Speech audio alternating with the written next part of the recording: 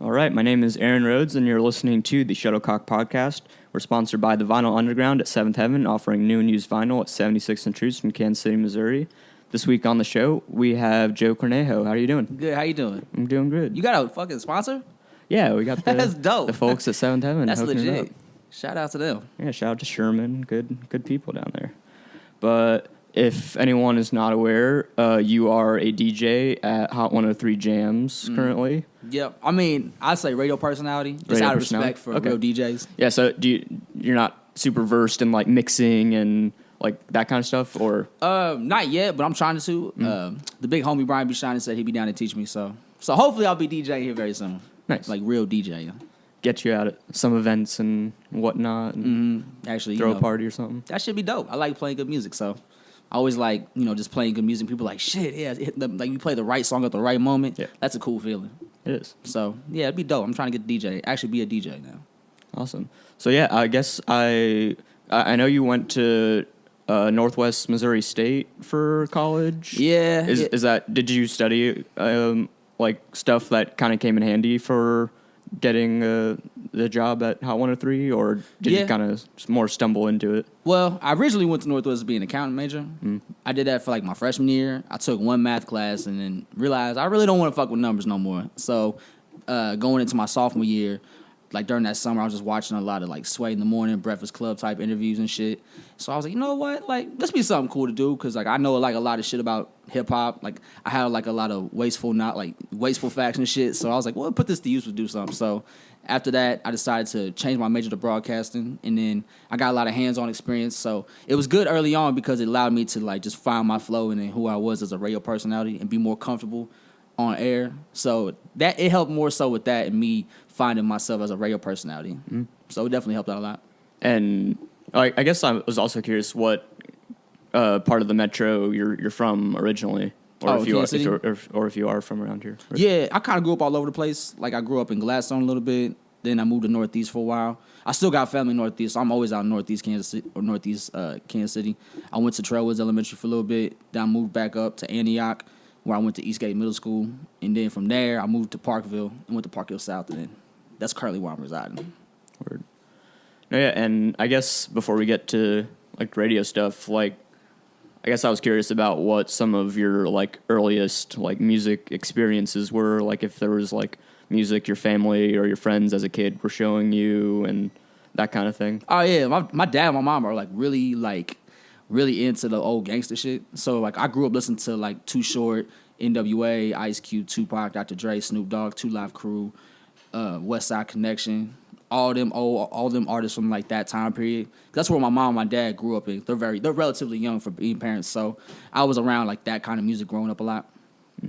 No, I guess you will be looking for. Did you get a lot of E40 as a kid? Oh yeah, of course, man. Naturally, my mom loves E40. Yeah. I'm trying to help her get tickets to the E40 concert. Yeah, it'll be fun.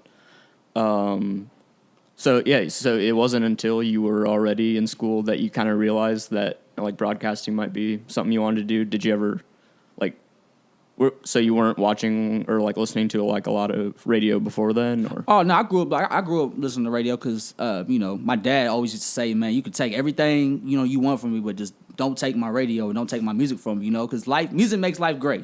It's like it's good background music. It's like gives a good element to your life. So I've always been really into radio. We grew up a lot listening to Hot 103 Jamz because my dad's a big hip hop head, so that was always the hip hop station we go to. So yeah, like I grew up listening to a lot of radio, a lot of music. Yeah. So what was it while you were still in school that you ended up interning at Hot 103 a few years ago? Yeah, when I was I think it was after my junior year of college. Yeah, it was after my junior year of college where I applied for internship there. I called them up later that week, and I was like, yo, I'm Joe Cornejo. I just sent you my resume. I was wanting to know if possible that if you're looking for an intern, if I could come on down and meet you about the position. And they said, yeah, for sure. They gave me a date. I went to Kansas City, got the internship, and then the rest is history. Oh, yeah, and were you hired as a personality, like, directly coming out of the internship, and, like, what was that kind of process like?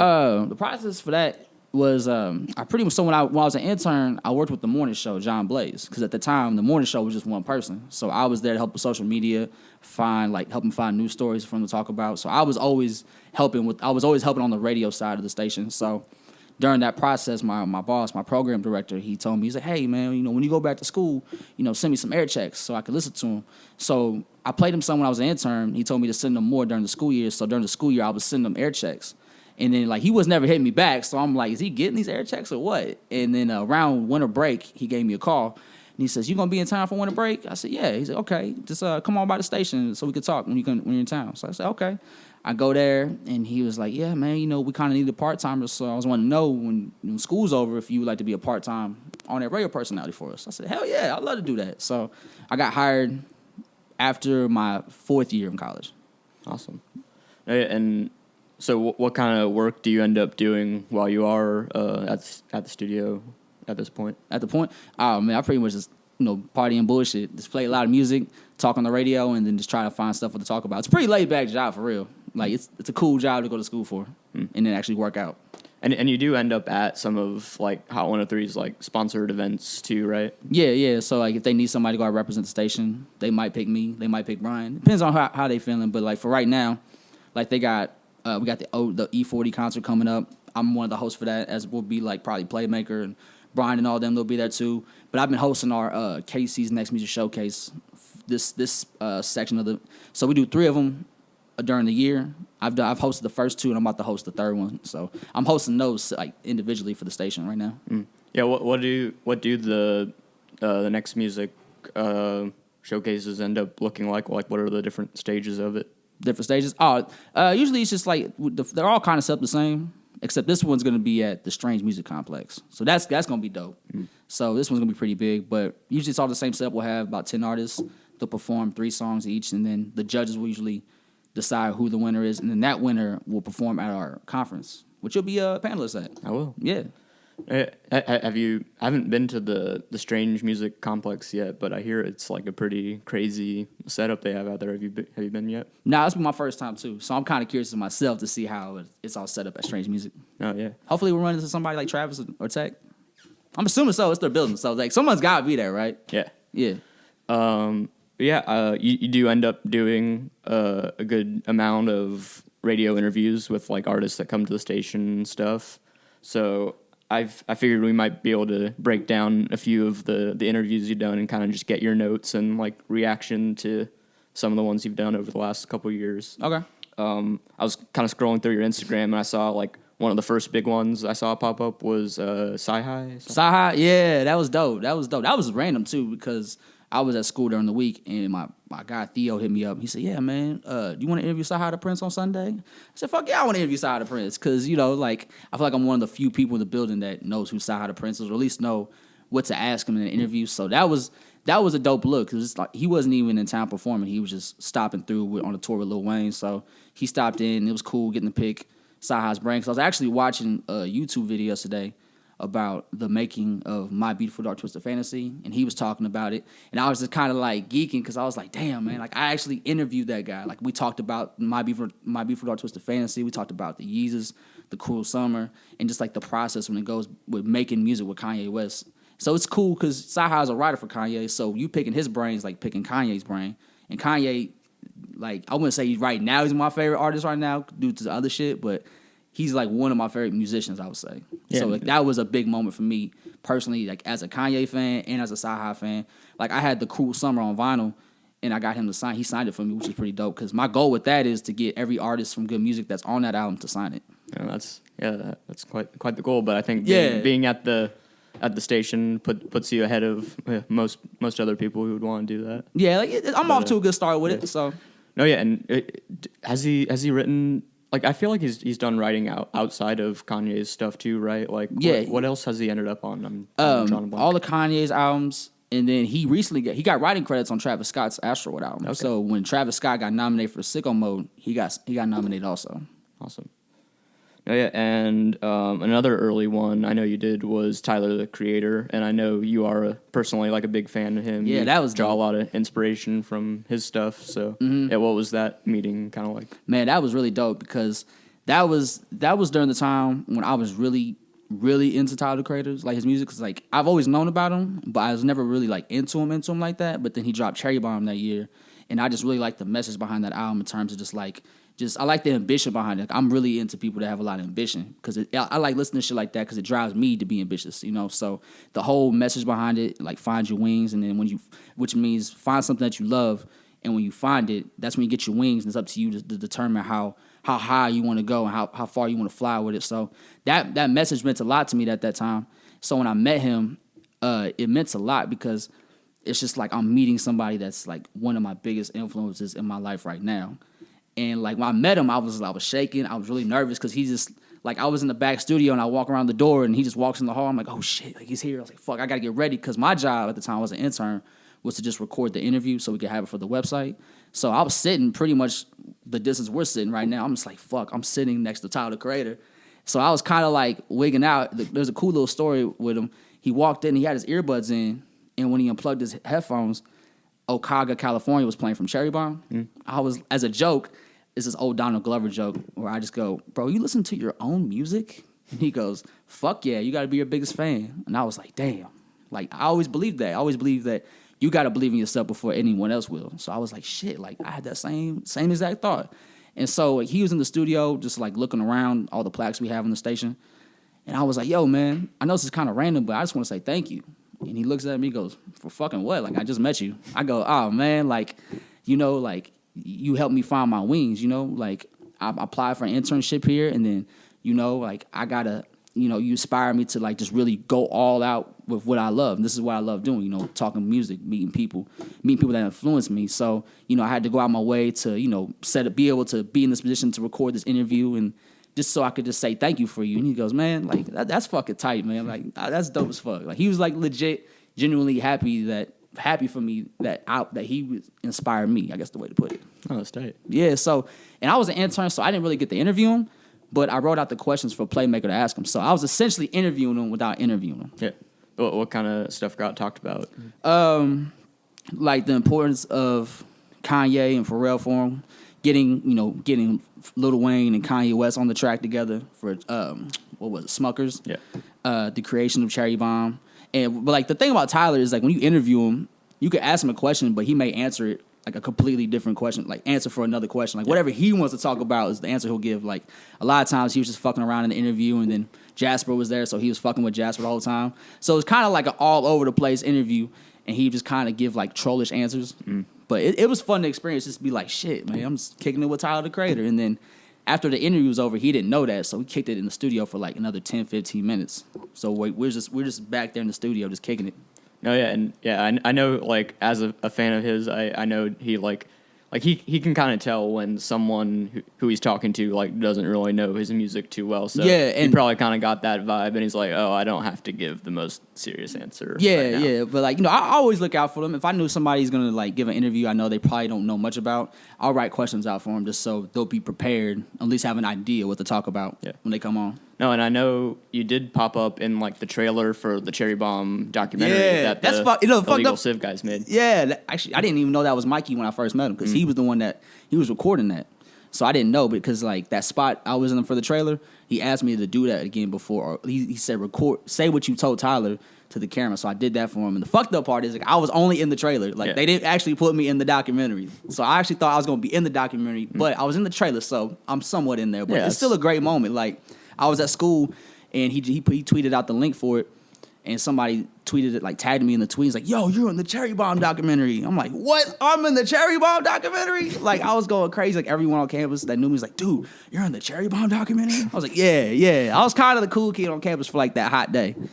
No, it was fun. No, yeah, and yeah, that's still a bit of bragging rights, I would say. Yeah, because like that was fresh off. Like I still had another year of school left, so like I went back to school and like during this time I met Tyler the Creator and all them. They're like, dude, you're kind of famous now, ain't you? I'm like, not really. Like I'm still like a college kid. Like I'm not like anybody special. I just meet important people. Oh, yeah, and I know. Did you end up interviewing Tech9 at the station, or were you just there for that? Yeah. I met him. I interviewed him. He came because he was one of our big supporters for our 20th food drive. About not this one we just had, but the one before that. So he came by the station.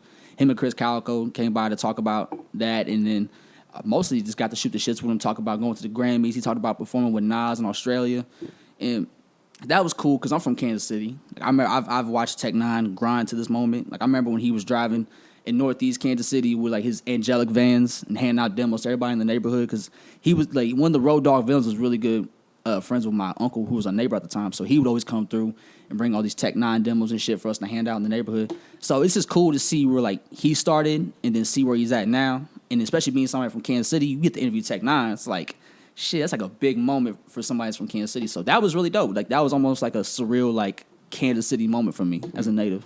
Oh yeah, I haven't got that yet, but I think that is kind of a little bit of a Kansas City music journalist bucket list thing. You got to kind of check off to be official, but and like you got that out of the way. Yeah, and he's a great guy, man. Like just so down to earth. I was like, bro, Tech, it's a pleasure to meet you. You know, he goes, nah, man, it's a pleasure to meet you. I'm like, bro, don't flatter me now. You Tech Nine. Like I'm not the big deal here. It's like you are. Him and Chris Calico. Word. Oh yeah, and okay, the last one I have from the Hot 103 stuff is you did a Kevin Gates interview, which you described in your Instagram as colorful. Yeah, like Kevin Gates, man. Like this was around the I Don't Get Tired Kevin Gates, so like he was like really popping on the radio. Yeah. And I was an intern, so I didn't get to interview him. Brian B. Shiny did the interview, but I got to listen to the interview a little bit.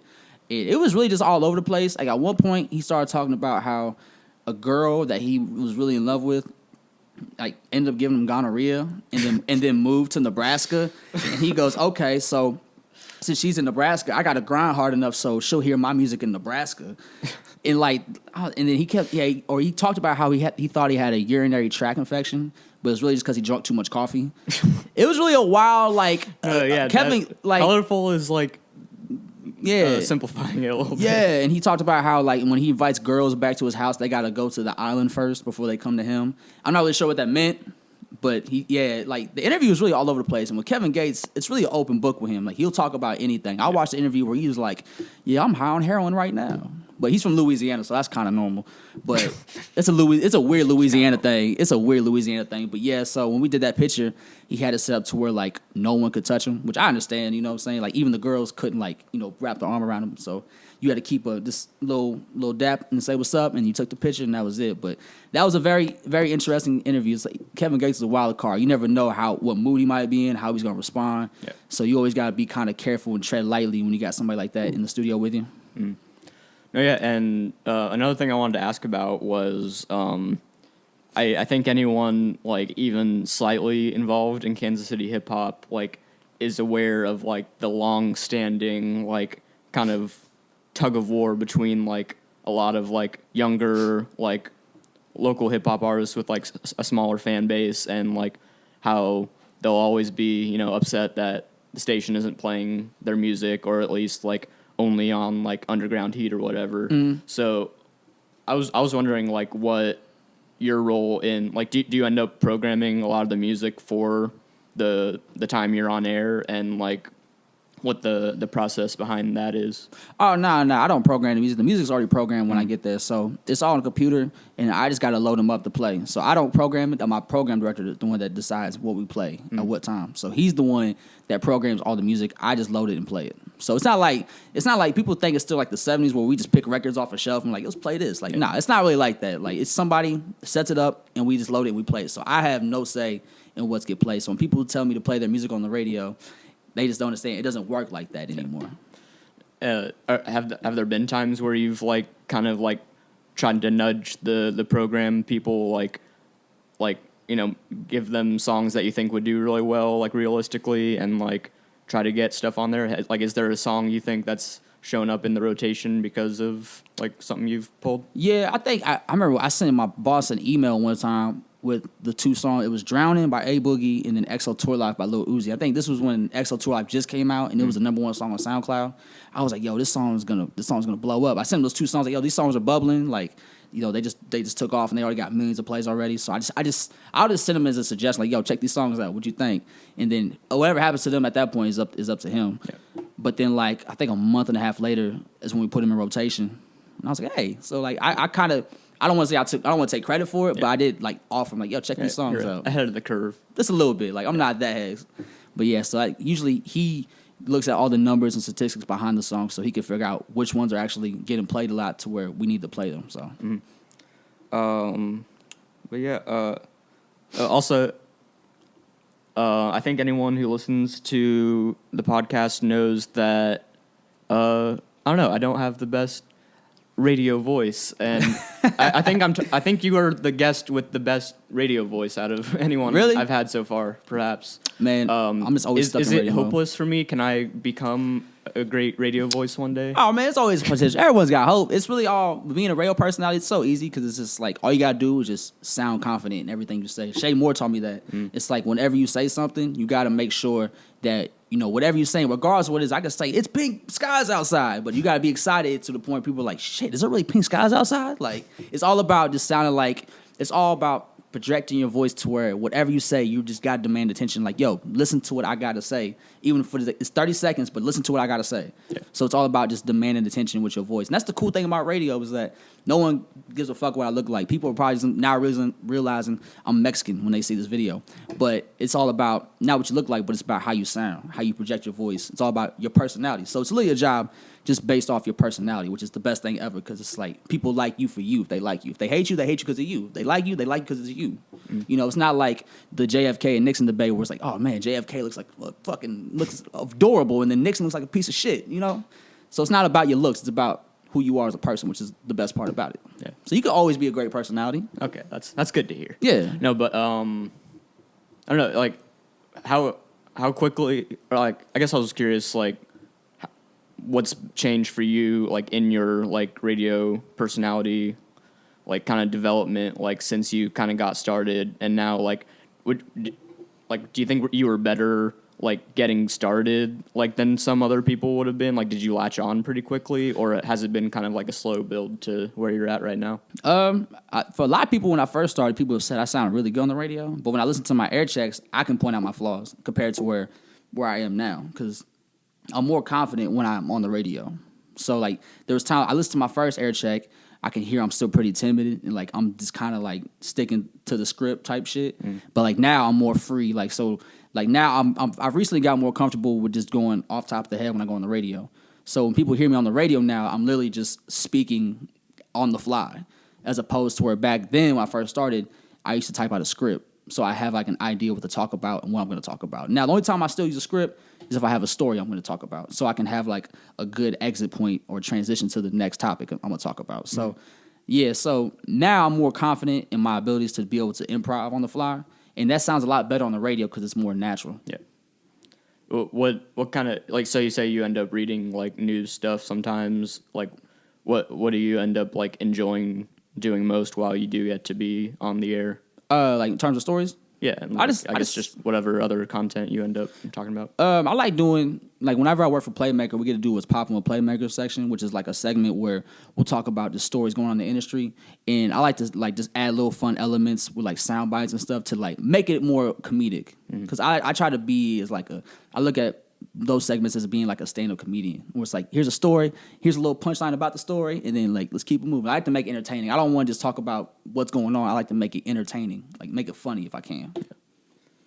Yeah, and so about 9 months ago, I think you launched the Yadda Yadda Podcast that you co-host with your friend Alex, who goes by Black Hyphy. Yeah, shout out to Alex. Yeah, and he helps host the open mic at Oaze, I think. I think it's Waze. Yeah, okay. Waze is how you pronounce it. Oh, got it. Yeah. But how did you guys first meet and like end up deciding to do the podcast together? Man, we've known each other since middle school. Mm-hmm. We know each other in 6th grade, and then he moved to a different school, and then he ended up going to Northtown. I went to Parkhill South, and then we reconnected in college because we had mutual friends. That I was a roommate with somebody from Northtown, and then he hung out with all of them. So that we reconnected at that point. We always knew each other, but like that's how we reconnected as friends.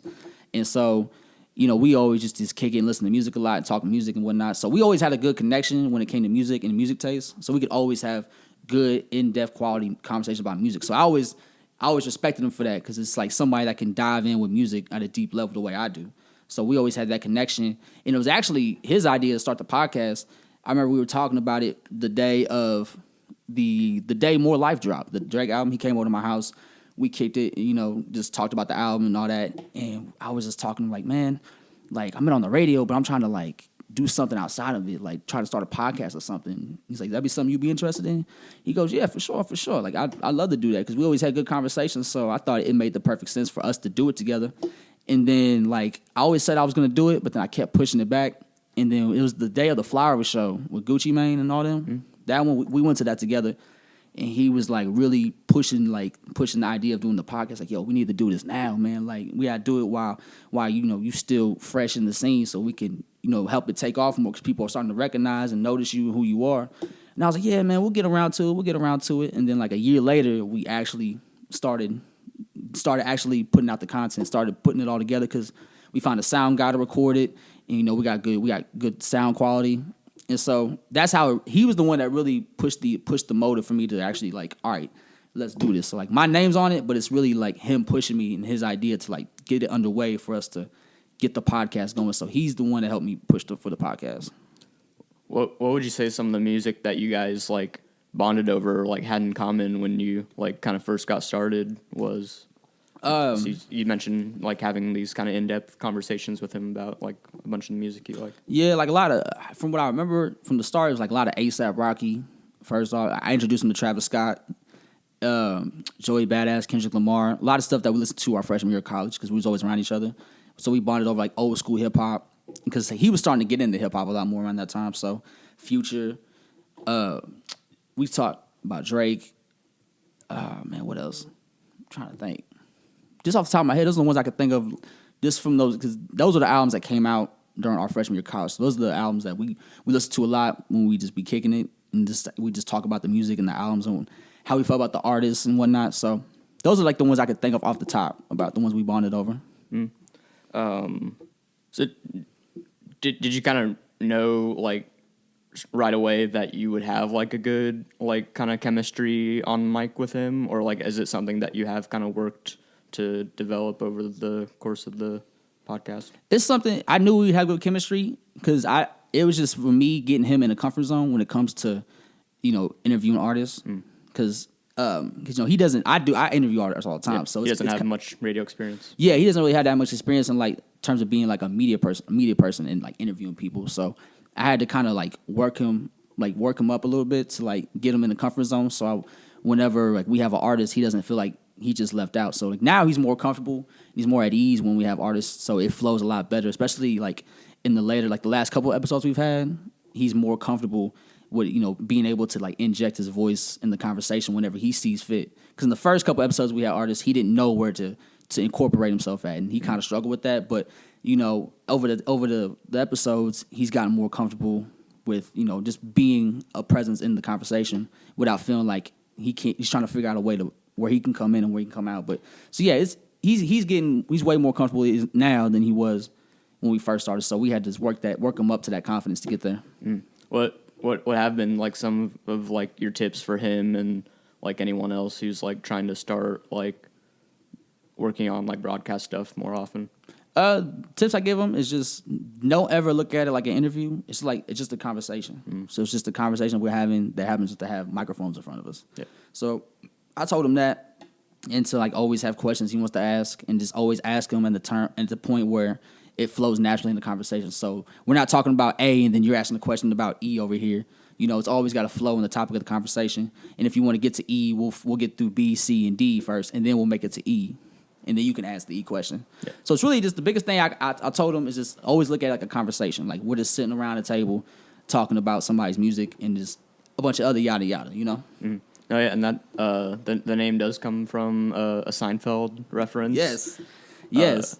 Are you a big fan personally? Oh yeah, I love Seinfeld. Like the podcast was originally going to be called The Podcast About Nothing, which was a play on like the Seinfeld, and then the Wale reference. Yeah, because he had the album About Nothing.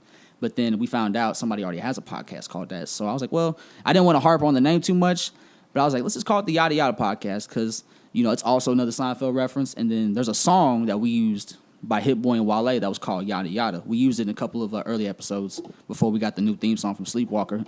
But Yeah, so it's still a reference to both Wale and Seinfeld, and it ties into a hip hop reference because that's what the podcast is. It's a hip hop podcast. Yeah. Hip hop podcast, but it's a bunch of other yada yada too in between. Would you say, like, can you think of a favorite episode you have? Or? Episode. Let's see. Which one I just watched?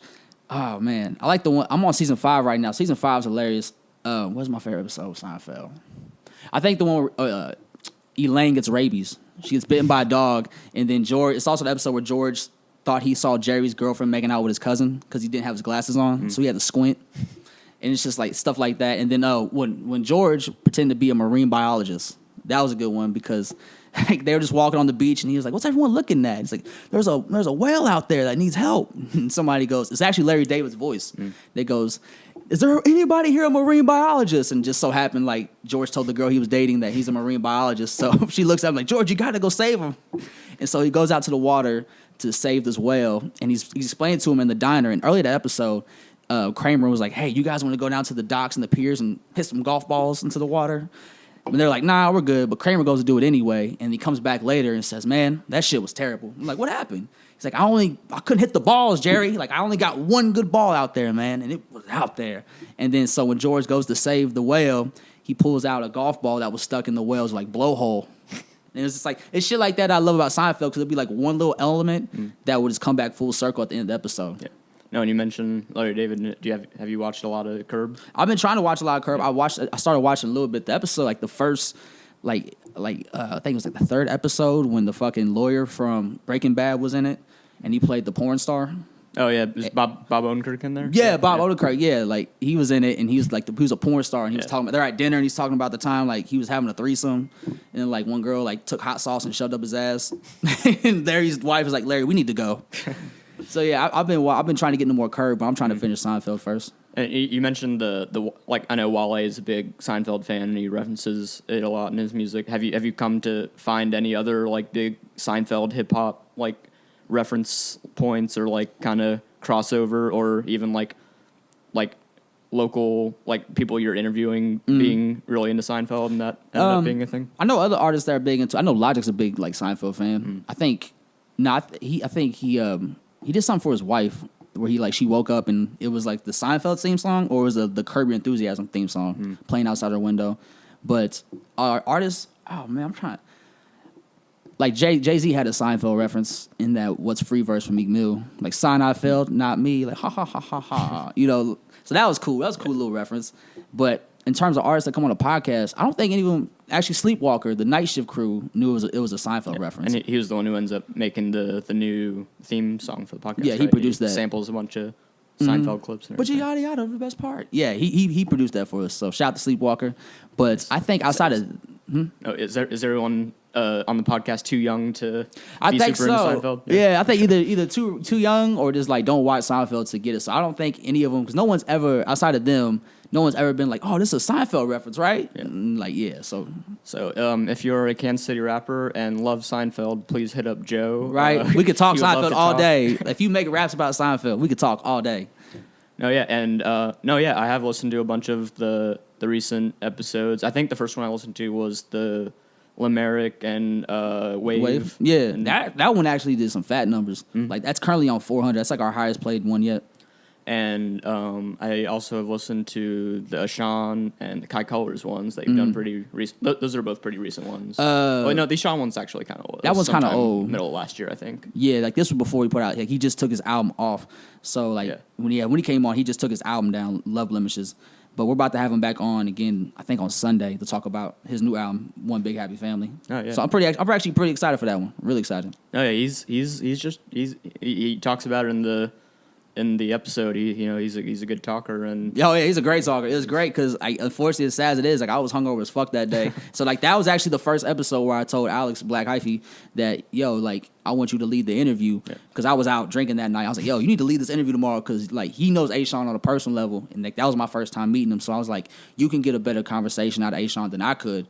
So you should lead the interview. And like at the end, he was pretty happy that I did that because it put more pressure on him to lead the conversation to help get more comfortable when we have these interviews. So ever since then, he's been more comfortable and growing as as a media journalist because I'm trying to help him build his profile up as a media person. Cause it's kind of like Joe Budden, and then he's like my mall. You know what I'm saying? Yeah. So, cause like whenever I leave town, like whenever I finally decide to like take my broadcasting career like to another city, I want him to take over the podcast.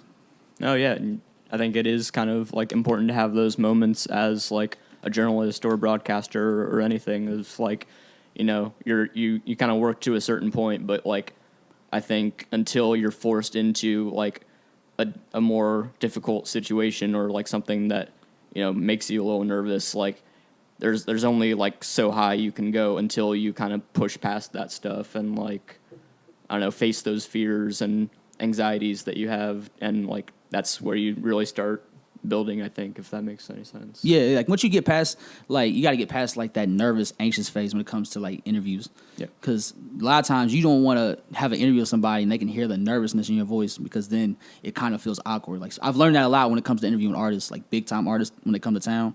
It's like you're on the professional side of the interview now. Like you're not a fan anymore. You're a professional interviewer. So when you got to interview an artist, that's like when you meet like a Tyler the Creator or like a Big Sean or anybody like of that stature, you know, it's cool to fan out, but you can't lose your mind when you see them, because you're in a professional setting and they're not trying to deal with that kind of environment right now. Yeah. So like when they come to you, you gotta keep it professional. Mm-hmm. So like that's right. Were there any like kind of awkward moments or like some artists like kind of calling you out at some point, like early on? Nah. Thankfully, everyone kept it pretty cool. Yeah, thankfully not, because if somebody would call me out for being too big of a fan, I'd be feel kind of bad. Like shit, I gotta kind of like reevaluate myself here. But thankfully, no, I've been able to keep it cool, because at the end of the day, you know, they're all humans just like us. They just happen to be like really rich and famous, but like we're all still human, you know. So I remember one kid asked me. I had to speak at a Lakeview Middle School for like a career day, and one kid asked me like, what's something I always ask artists? And I said the first thing I always ask them is, you know, how you doing today? Because, you know, they're human just like us. They have emotions. They go through ups and downs in life. And sometimes, you know, people forget that, because I feel like we look at celebrities through like a TV. You know, it's like, oh man, you're so famous. Like you're always happy. You should always love life. But they go through those emotions that we all go through. So, you know, sometimes, you know, asking them how they're doing today might be like the most important thing someone's asking that day. So I always try to keep that in mind, that, you know, they may be rich and famous, but they're humans just like us. So it's always nice to treat them as such.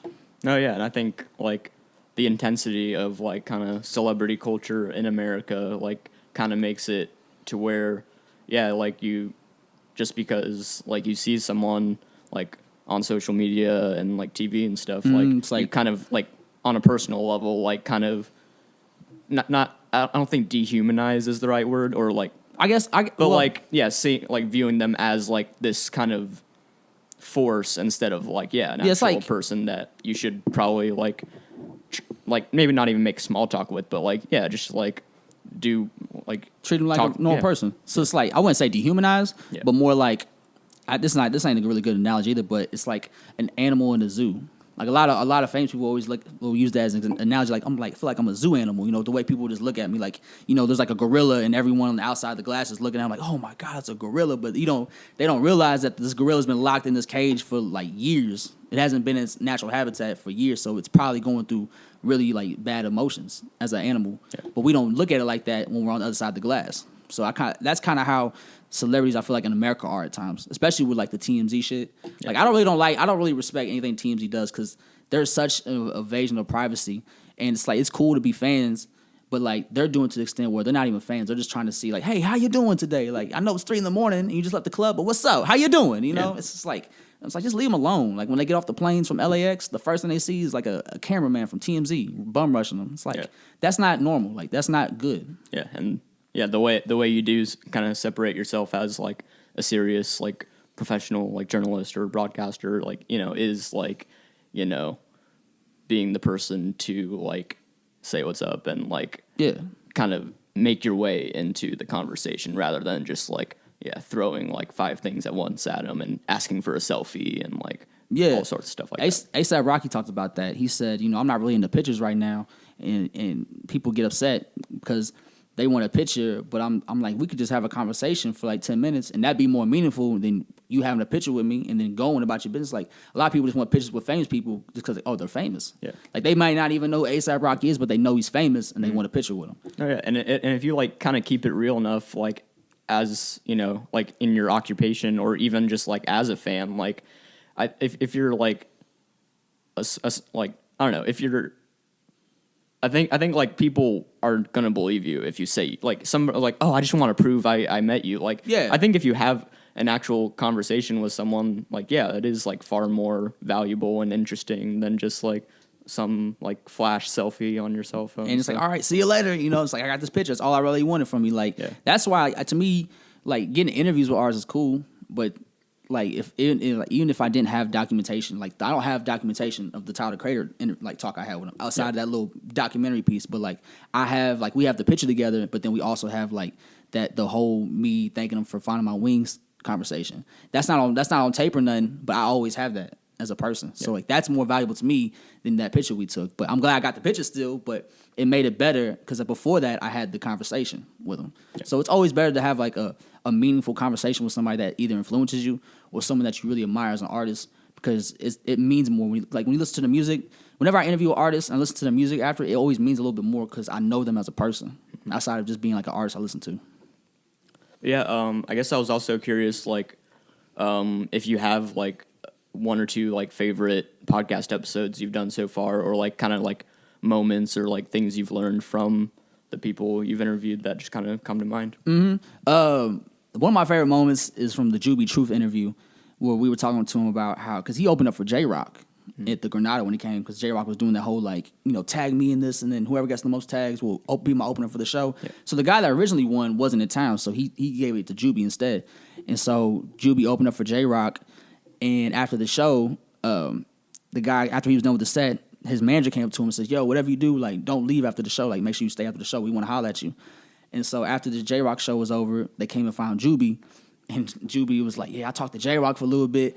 And I was like, what'd he say, man? He goes, he just quoted himself. Like, he just said, bro, like, just win, bro. Like I said in the song, just win, win, win, win. Like, he was just like, he's like, on Bloods, bro, you up next. Like, he was just, you know, hyping them up and shit. Like, that was funny to me because I was like, J-Rock quoted himself? Like, he quoted his own hit record? Like, and that is the important thing you have to wait around to hear. Yeah, right, just win, bro. Like I said, just win. Like, that's the cool moment because, like, J-Rock, from what I've heard about J-Rock, he's not a man of many words. Like, Vince Staples talked about it because J-Rock was on Vince Staples' FM album on Don't Get Chipped. And he was talking about that. He's like, bro, I've known J-Rock for like 10 years, and we've only said 5 words to each other. Like, and it's always the same. I was like, yo, bro, I need to get you on this record. And he goes, I got you, champ. Like, he's like, that's what he says. I got you, champ. I'm on it, champ. Like, and it's funny because Juby tagged him on a story or something, and J-Rock, I think he said something about, people say we look alike, and he tagged J-Rock in it.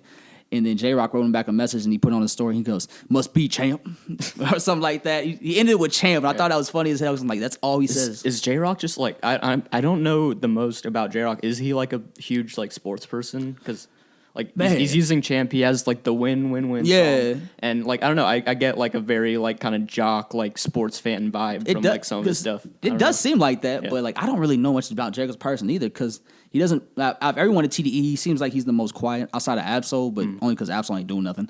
But J-Rock, like he's been making, when he did the press runs, he doesn't really talk about his sports teams, but he's got the song like Win, and he's kind of built pretty big. So I assume he's like a big fitness guy. So I feel like he might be a big sports guy. He is from LA. So you'll have to interview him for us. I know. I tried to set that up, but that was cool. Another interview I really liked was the Kai Colors one, because that was dope, because when we were talking, he was talking about how he got offered from a record label, and I was like, this was before we actually were on the record, and I was like, who'd you get it from? He goes, Def Jam. We're like, what? He's like, you got an offer from Def Jam? He goes, yeah. I was like, you want to talk about that on the podcast? He goes, yeah, I'll talk about it, because he never told nobody about that on record, at least. He told people close to him, but then like he never let it be known in public that he got an offer from Def Jam. So that was pretty dope. Like, that was a big moment, because you know there's a lot of dope artists in the city that are doing big shit that I feel like no one really knows about. Like, this dude got offered a deal from Def Jam, but no one really knows about it. And I feel like no one's talking about it. People that are into the music scene in Kansas City, they'll know Kai Colors. Yeah. But people that are just from Kansas City don't know Kai Colors. So like, that's what I like about the podcast, is that we're giving these artists a platform to like tell their story and then also explain who they are as musicians. And like, that's why I appreciate the most. And then like, the first artist we ever had on the podcast was a guy named Jay Peasy. And I met him through Sully 4Q, who works with Tech 9 a lot. And the first time I met Jay Peasy was through Sully 4Q, because he was going to perform in our KC's Next Music Showcase. And I met Sweetie for the first time that day too. And then Jay Peasy was there. And Jay Peasy was like, yo, what's up, man? My name's Jay Peasy. I was like, what's up, man? He goes, yeah, I got this song with E40, NBA Youngboy, and Yo Gotti coming out. I'm like, what? It's like, you doing what? And like, no one's talking about this? And so it was called Straight Out the Dirt, which he's on the hook and he produced the beat. So like, that was a huge look. It got a big debut on Beats Radio. And then from there on out, E40 was like, yo, man, just stick with me and I'll make sure you good. And so he was talking about how he made E40, how, he got up to that point Straight Out the Dirt. He ended up producing, I believe, 2 of the singles from the Meet the Dealers album, the one with Be Legit and E40. So that was pretty cool. And it's just cool just learning about these journeys of how these artists like are doing amazing things, like huge things. Like this dude's producing for E40 and he's from Kansas City and no one seems to know about it. Yeah. So I was like, I need to get you on so we can get your story heard and let people know about you. So that was also a great interview. Yeah. And then I was trying to think. And then I didn't realize this till the podcast was over, but Kyle Cullors mentioned that Troy Ave was trying to sign him. And I didn't really dive more into that. And I was really upset when it was over. I was like, damn, I should have talked about that more. Yeah.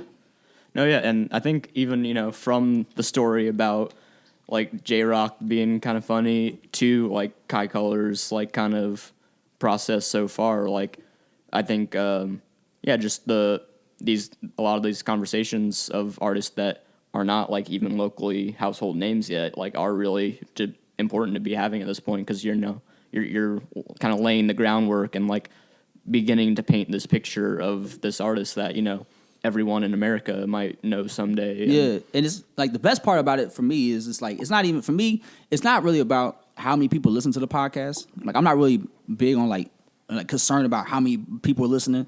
It's just more about for me is if the artists are satisfied when they're over. Like Ashawn loves that interview we did. Like he says that's his best interview. Like he's the one he's most proud of so far. And it's just cool because like and then Juby liked his interview a lot. The one we did with Royal Chief was really dope because he's like a natural conversation. He talked about moving to Atlanta and like meeting J. Cole, T.I., Andre 3000, like working with Big Crit. He's good friends with Saha, so like we had that little connection there. It's just stuff like that. It's just like when it's all over and the podcast comes out, they're all really proud of their episode and their interview. So it's just cool for them to come on and be proud of the final product. And that's really all that matters to me. As long as they enjoy their time there and they're happy with the outcome, that's really what's all important to me. Mm-hmm. Oh yeah, and so you haven't done like much like kind of video interview work yet, but you did just post an interview you did with Boz on YouTube from Dreamville. Shout out to Dreamville. Yeah, because he played the Granada in the last few weeks. That was I think it was about 2 weeks ago. Yeah. No, yeah. How did that interview go for you? And like, did you enjoy getting to do like the video for it? And oh yeah, that was dope. That was dope as fuck. Because like the cool part about it is that my friend Lemerick, who's on the podcast, he's a really good friend of mine, and he's a huge like Dreamville Boz guy. So like the biggest like it's always cool for me just for him to have those moments because he's an artist himself, and so I know how much. Meeting people, like I took him, we went to the J. Cole concert, and then I ended up helping him meet J. Cole after the show. So we met J. Cole that night, and it was cool for me. Like it's cool because, like I love J. Cole, but I know for him as an artist, it means more to him because he loves J. Cole. I remember when I was in college, I actually, as a gift to him, I just one day I was up all night on Adderall studying all night, and I was like, well, I'm gonna do something nice with Deshaun. I went on Amazon and I bought him the Forest Hills Drive album on vinyl, and I had it mailed to his house, but I didn't tell him about it. So like one day. He opened up and he just saw it was from me. And I was like, yeah, little gift for you, because I just know how much he loves J. Cole and he loved that album. So I did that for him. So for it to come full circle and him to meet J. Cole was like, that meant a lot for me as a friend because I know how much that means to him. And so like we went to Boz, we almost didn't go because it was storming that night. Yeah. And then the guy that we were supposed to talk to, our direct contact of the showcase was his manager, and his manager wasn't picking up. So when I left the station at 7, I was like, yo, man, like, his manager's not hitting me up. It's snowing out, and I don't want us to go to Lawrence, and then we can't get in because we can't get a hold of the guy we're supposed to talk to. So we decided not to go, and then at 7:30, his manager finally got in contact with me. He said, hey, man, sorry I haven't been getting to you, but, we'll put you on the list. You can come on through, and we'll put you in touch with DJ Night Train, who's, like, Boz's DJ. So I said, all right, cool. Well, I guess we're gonna go because it was a snowstorm that night. Yeah. So we had to drive from here to Lawrence in a snowstorm. But I was determined to go anyway because I was like, bro, I got to get this Boz interview. So we drove through the snowstorm. We met his DJ, and his DJ was like, yeah, man, once the show's over, like, I'll come find you. And the Granada's not very big, so it was easy to find me. So the Boz put on a great show. I loved it. It was a great time. And then after the show, we did they did the meet and greets. Boz chilled with everybody for a little bit. He talked to everybody, and then after the show, his DJ set up the interview. So we go upstairs in the Granada, and the person recording is my friend Lemerick. So he's recording the interview, and before that, we were shooting the shits for like 5 minutes, and then I realized that they were waiting on us to start recording. But it wasn't like they were like, "Yo, record." They were just waiting. Yep. So like it wasn't like he was pressuring me to start the interview. And then before we started the interview, I was like, "Yo, man, you got any like you want a time restriction? You got somewhere you got to be?" He goes, "Nah, bro, I'm good. Talk as long as we want to." So I was like, "Shit, hell yeah!" So the Boz interview was dope because he was very laid back. He was very easygoing. He wasn't like, big, big famous Boz. Like, he's a very down to earth person, happy person too. So that interview was really dope because that was really just two people having a conversation that just had to be recorded. Mm. Yeah, so I know like Dreamville and like I'm guessing like TD also are like kind of big like influences on. I mean, like those are like labels you're a big fan of. Oh yeah, like. Do you have any kind of like bucket list interviews that you really want to do with just like any like touring act at some point? Oh yeah, man, I would love to interview Vince Staples. Like he's a fun guy. He's one of those artists that his music, it's like his personality is bigger than his music. So it's like even if you don't like Vince Staples as an artist, you'll like him as a person, or at least you'll enjoy his interviews because they're entertaining. Yeah. And I feel like with a lot of artists today, that's the thing that kind of holds a lot of artists back, is that a lot of them make great music, but they don't have great personalities. So, for example, like the Migos. The Migos did 3 interviews with the Breakfast Club, and only one aired, and that was the most recent one. Because the other 2, the Breakfast Club said there was no point in airing them because they didn't talk. Like, they didn't really want to be there, and then it was a bad interview, so, like, why are we going to air that? And so that's kind of what it comes down to. Like, a lot of artists, I feel like, don't like doing interviews because they don't really have a lot of personality to show. No, it's funny. I think in Rolling Stone's, like, Cardi B Offset cover story they did before like they broke up for that. Yeah, I remember when she was pregnant. Yeah, like I think she was talking about like in the interview for it, like, oh yeah, I've been pushing Offset to be, to show his personality more and be more lively in the interview. So I'm like, and I have noticed since then, like they have like been a little more quotable and like have like a little more enjoyable interviews. So yeah, I guess everyone can take Cardi B's advice there, and I think it makes you do a good interview and people talk about it. Yeah, and people are more likely to check out your stuff. Yeah, it's like it always irritates me when artists don't want to do interviews because I understand like people don't enjoy it because like you listen to artist interviews and they'll be like, man, like I go to every city on tour and like they ask the same questions everywhere I go. So when I have an artist come through, I try to figure out unique questions to ask them that they haven't heard before possibly. And if they have, I didn't know that, but I always try to come up with something different. Make them feel like, okay, this is different. Make them enjoy the process more, I guess I should say. Yeah. So like for example, for Travis Scott, Travis Scott doesn't do interviews. But then again, have you seen a Travis Scott interview? He did a Rolling Stone cover. Well, have you seen a video interview though? Have you seen him like? Yeah, I haven't seen like a radio. It's been a while, but like when he used to do them a lot during like his earlier days, like the Al Farrell days before rodeo days. They're pretty hard to watch for real. It's like he doesn't have a very good like personality as a person, but like the thing about me is like I'm a huge listener. I like listening to music. I like listening to hip hop. So whenever I like an album a lot, I like to listen to their interviews from this time period. So I can get to know them right where they are at right now creatively and as an artist. And it gives you more in depth to the creation behind the album. And that makes me enjoy it more. So like, for example, Denzel Curry's Taboo came out last year. I love that album. So I watched all his interviews he did and it made me enjoy the album more. Or like J.I.D. or Boz. These people like this, Currency. Like that's another guy I would love to interview is Currency. Oh, I am remembering now the Travis Scott Nardwuar interview that was kind of early, and he has that was like the rodeo, the belt, yeah. Well, Nardwuar can get good interviews with everybody. Yeah, he'll come at you, so you don't have much of a choice to do a fun interview with him. But I feel like a lot of artists could be a lot bigger than they were if they just decided to be more open to interviews. Like Future, like his last album, he's doing a lot of press run. It's cool because you don't get to see the side of Future. This is him.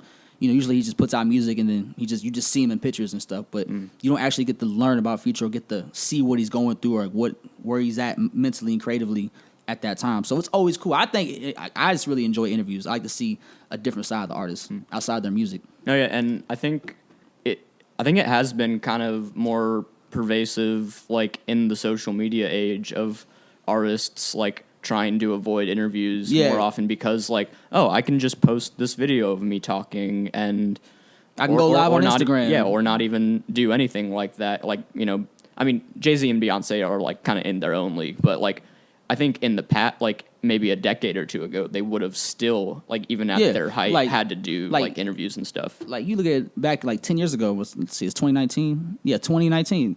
You look 10 years ago, like Jay-Z was still doing press runs because like back then, like you had to go do press. It wasn't like we didn't have streaming, so like if you wanted to buy an album or promote an album, you had to go out and like do all the radio shows. Like Kanye was doing promotions for the Yeezus album because it was still physical copies, so you had to go out and buy it. You had to go out and promote it. So you couldn't just you couldn't just make a couple tweets and say, yeah, I'm dropping an album this day. Here's a video for it, and then it's coming out a week from now. You can do that now, and that's why artists don't really need to go to radio stations no more to talk about their album. They can just talk about it through a bunch of tweets and a couple Instagram posts. But I say that to say is, like, I think it is still important for artists to, like, kind of allow themselves to do interviews with, like, other than just themselves posting stuff on social media or whatever, because, like, I think when you are, like, creating music or any type of, like, art or media or whatever, you kind of do get, like, you're talking to the same people all the time, the people you're working with. You're just very focused, like, on your craft, and there's no problem with that, but, like, you're not going to be, like, it's harder to be found, like, interesting, I guess, to, like, a larger group without, like, someone with an outside perspective, like, talking to you about it. Because, like, if you post a video of yourself talking about whatever new album for, like, 5 minutes, like, you're just going to focus on the same things. But, like, just bring in, like, a DJ or a personality or a journalist or something, and they'll probably point out, like, 10 different things that the artist wouldn't have talked about otherwise. Yeah, it's like, okay, like, for example, like, Skeletons on Travis Scott's album. Like, okay, you got, like, Kevin Parker, The Weeknd, Pharrell, and then you. Like, how did this all come about? Like, how did you make all these people come together in one room? Like, for example, you got Thundercat and John Mayer on Astro Thunder. How the fuck did you do that? Like, how did that creative process work? That's the stuff I would ask. Like, I just really want to dive into it. And, like, I'm not one of those radio personalities who wants to get into their personal lives. Yeah. Like, that's not really none of my business, honestly. But I just want to talk to you about your music. Like, how did you make this album? Like, how did you put this together? Like, what was your headspace like? That's what I want to know. And if you're funny, like Vince Staples, it's even better. Like, Mac Miller always had great interviews because he's a funny guy. He's a very personal person. And I feel like a lot of artists don't have that aspect where they're personable. Like, you're just big and rich and famous. Yeah. Like, but who are you as a person? No, yeah, and you kind of, like, I don't want to say allow, like, tabloid and paparazzi to, like, kind of do what they do to you. Like, if you don't do, like, more journalistic interviews, but, like, there are people out there, like, if you, like, kind of figure out who the real ones are, like, that you kind of can figure out people who will want to talk to you about your music. So instead of just being like, oh, I hate doing interviews, they always ask about my girlfriend and like this weird record deal and whatever. But, like, I think if you pay attention and you find the right people, you will kind of find those more substantial, like, outlets and personalities and stuff. So and I think that's why a lot of artists respect Sway. Because, like, every artist, even if you're, like, really extremely big, like, every artist respects Sway. Yeah. Like, that's kind of where I'm trying to build myself up to as a personality, is get to Sway's level to where people want to come talk to me. People want to go talk to Sway. If you go to Sway in the morning, like, okay, you really doing something. Like, that's a big look. Or a lot of artists respect Zane Lowe, but I think that's because Zane Lowe plays it safe. He also works for Apple Music. And he, like his interview style is like, I will compliment the artist in, like, 10 different ways. Yeah. And that is my question. It's like him and Tim Westwood both do that. It must be like an overseas thing. Because, like, when they go to Tim Westwood or Zane Lowe, it's a safe interview. And it's funny because Noriega, the Drink Champs podcast, he doesn't hate Zane Lowe, but he just doesn't understand why artists want to go to Zane Lowe. Yeah. But it's because, they know Zane Lowe will ask them safe questions. They're not going to ask them anything that might, really challenge them. Whereas if you go to Drink Champs, it's you and Noriega and Effin, y'all drinking and y'all smoking, and now you guys are gonna get loose and you're gonna start talking a little loose in the mouth. And in today's day and age, artists don't want to say the wrong thing. Yep. I feel like that's why they can go to Zane Lowe or they can go to a Sway in the morning, because they know they're not gonna be challenged to say anything controversial. Yep. They're just gonna stick to what they're doing, and that's the music. And that's why I respect that. I can't, as a personality, I respect that. Oh yeah. Like, not everyone wants to be Charlemagne the God. Yeah. But I think the point is, like, if you pay close enough attention, or, like, have someone close to you that pays attention, like, you can find, like, the right person to interview you and where you'll actually enjoy it. So yeah. And I feel like that's why, like, probably like Kanye gave Charlamagne that interview, because he knew he could probably get his message across a lot better with Charlamagne, but Charlamagne would also challenge him a couple times, but he won't overly challenge him as opposed if he went to the Breakfast Club. Yeah. But yeah, I guess I was also just curious about, like, you mentioned you might want to, end up in another city or working on, like, a bigger project with your stuff someday. So, like, what do you have, like, a lot of, like, specific goals at this point of what you want to do with, like, the podcast or your radio work? Yeah, like, man, we're trying to work on a showcase right now for the podcast where we want to call it the Yadda Yadda Showcase. So it'd be a showcase with all the artists we've had on the podcast up to this point. So, like, we're trying to, like, that's something that we're trying to bring to fruitation. Like, I'm just kind of putting the energy out there to, hopefully it all come together. But that's something we're working on. So it'd be like Ashawn, Juby Truth, Kai Colors, The Royal Chief, and then The Night Shift. Those would be the ones that we'd have on it. So that's something we're trying to do for the podcast. Also want to make the podcast visual. And then once we make it visual, we'll be able to interview other people outside of just rap artists. We can interview photographers, designers, because we'll actually be able to look at their visuals that they do. As opposed, it's kind of hard to do that through an audio podcast. Yeah. So that's the next step for the podcast. But for me as a personality, my goal is to just move to, like, a big city like New York City or Chicago, somewhere that's really heavily big in the hip hop genre. So yeah, ideally though, New York, because New York, I love New York. I love the energy in New York. I like the hip hop in New York. It's like the mecca of hip hop in New York City. Yeah. And so if you can make it in New York City as a radio personality, hip hop one at that, then it's like you really doing something. So that's my end goal is to be a radio personality, a hip hop radio personality in New York City. Oh yeah, and to be in, like, the pantheon of, like, New York radio hip hop personalities is, like, kind of like a big thing. Like, yeah, like, oh, you're among, like, Charlamagne and Angie Martinez and all these the Funk Master Flexes, all these greats, all these well-known person. A lot of them outside of Big Boy, all of them reside on the East Coast. So if I can get my name in that echelon, then I'll be like, okay, now I've actually made it in the hip hop world. Oh yeah, and I guess we have just a quick, like, kind of plug we can do here. You'll be hosting some of the panels at the Hot 103 Music Conference. Yeah, I'll be hosting. I don't even know if I'll be there. But usually, I think I might be. You might be there. I should be there. I don't know. Like, I don't want to put that pressure on my boss. Like, oh, I should be there. But, like, it's not like me saying it that. But I think I should be there because I'm hosting the other three. I think Brooklyn Martinez hosted the ones before that when I was an intern or when I first got hired, and then she was also broadcasting live there too. So I think because it's also the same day as the E40 show. Yeah. Yes. That's March 9th at Voodoo. Yeah. Saturday. Yeah. Cool. Yeah, you'll be a panelist, won't you? No, yeah, I will be paneling on the kind of journalism, publicity, whatever panel that ends up being. And yeah, it's 103mc.com, I think, is the conference website. Is it the website? Okay, because, like, I saw the page on the website and I didn't see, like, the list of the panelists. But no, I guess you can find it through kprs.com otherwise. But that should be a fun day. Yeah, that's going to be a wild day. Yeah, and where can people, like, find you on social media and listen to the podcast and everything? You can find the podcast on SoundCloud. I want to put it on streaming services, but since the intro sample is Seinfeld, I don't want them to take it down. So we'll keep that between us because they took down. We actually, like, when we did the first episode, I had an idea I wanted to do where we had DJs put together mixes to play at the end of the show if we didn't have an artist on. And we did it the first one with DJ 6'5", and he put a Drake song in it, and fucking Universal took it down. And then that was strike one, and then we got another strike for playing for something else. I can't remember why. So we're pushing it on our strikes now. So I don't want to have any more, like, copyright violations because the next one shuts us down. Yeah. So we're kind of dancing on the edge, but you can find it on SoundCloud at the Yadda Yadda Podcast.